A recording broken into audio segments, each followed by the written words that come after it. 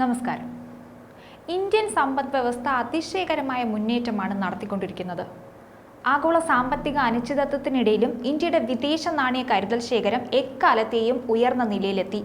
വിദേശ നാണയ കരുതൽ ശേഖരം ഈ വർഷം $66 ബില്യൺ അല്ലെങ്കിൽ 6600 കോടി വർദ്ധിച്ച് 68,924 കോടി രൂപയിലെത്തിക്കഴിഞ്ഞു. രാജ്യത്തിന്റെ പക്കലുള്ള വിദേശ നാണയ ശേഖരം ഏകദേശം ഒരു വർഷത്തെ ഇറക്കുമതിക്ക് പര്യാപ്തമാണെന്നാണ് പുറത്തുവരുന്ന വിവരം. ഈ നില തുടർന്നാൽ പ്രതീക്ഷിച്ചതിലും വേഗത്തിൽ ശേഖരം 70,000 കോടി കടക്കുമെന്നാണ് വിലയിരുത്തപ്പെടുന്നത്. ആഗോള നിക്ഷേപ സ്ഥാപനമായ ജെഫരീസിന്റെ പ്രവചനത്തിൽ പറയുന്നത് വിദേശ നാണയ ശേഖരം നടപ്പ് സാമ്പത്തിക വർഷം തന്നെ $700 ബില്യൺ എത്തിയേക്കുമെന്നാണ്. ലോകത്തിലെ ഏറ്റവും സ്ഥിരതയുള്ള കറൻസിയാണ് രൂപയെന്നും റിപ്പോർട്ടിൽ പറയുന്നുണ്ട്. 2024-25 സാമ്പത്തിക വർഷത്തിൽ ഫോറക്സ് റിസർവ് ഗ്രാഫിന്റെ കുതിപ്പ് പരിശോധിക്കുമ്പോൾ $700 ബില്യൺ ഇനി അധിക ദൂരമില്ല. വിദേശ സ്ഥാപനങ്ങളുടെ നിക്ഷേപത്തിലുണ്ടായ ഒഴുക്ക് വിദേശ നാണയ കരുതൽ ശേഖരത്തിന് അനുകൂലമായെന്നാണ് വിലയിരുത്തപ്പെടുന്നത്. കഴിഞ്ഞ ആഴ്ച FPIകൾ 16,800 കോടി രൂപയുടെ ഓഹരികളാണ് ഇന്ത്യയിൽ നിന്ന് വാങ്ങിക്കൂട്ടിയത്. ഈ വർഷം ഇതുവരെ FPIകളുടെ മൊത്തം നിക്ഷേപം 70,737 കോടി രൂപയായി. വിദേശ സ്ഥാപനങ്ങളുടെ നിക്ഷേപത്തിലുണ്ടായ ഉയർച്ച ഏറെ നിർണായകമായെന്നാണ് കണക്കാക്കപ്പെടുന്നത്. എന്തായാലും വിദേശ സ്ഥാപനങ്ങളുടെ നിക്ഷേപത്തിലുണ്ടായ ഉയർച്ച ഇന്ത്യയുടെ വിദേശ നാണയ ശേഖരത്തെ ചരിത്രത്തിലെ ഏറ്റവും ഉയർന്ന തലത്തിലെത്തിച്ചു. ഡോളർ, യൂറോ, യെൻ തുടങ്ങിയ നാണയങ്ങളുടെ ശേഖരത്തിന്റെ മൂല്യം സെപ്റ്റംബർ ആദ്യ വാരത്തിൽ $60,414 കോടി ഉയർന്നിരുന്നു. സ്വർണ്ണശേഖരത്തിന്റെ മൂല്യം $619.88 കോടി എത്തിയിരുന്നു.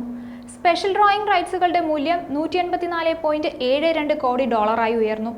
US dollar, euro, Japanese N, pound എന്നീ റിസർവ് കറൻസികളാണ് വിദേശ നാണയ ശേഖരത്തിൽ പ്രധാനമായും ഉൾപ്പെടുന്നത്. ഇന്ത്യൻ സമ്പദ് വ്യവസ്ഥ മുന്നോട്ട് കുതിക്കുകയാണ്. വിദേശ നാണയ ശേഖരത്തിന്റെ ഭാഗമായുള്ള സ്വർണ്ണശേഖരത്തിൽ ജപ്പാനെ പിന്തള്ളി ഇന്ത്യ മുന്നിലെത്തിയിരുന്നു.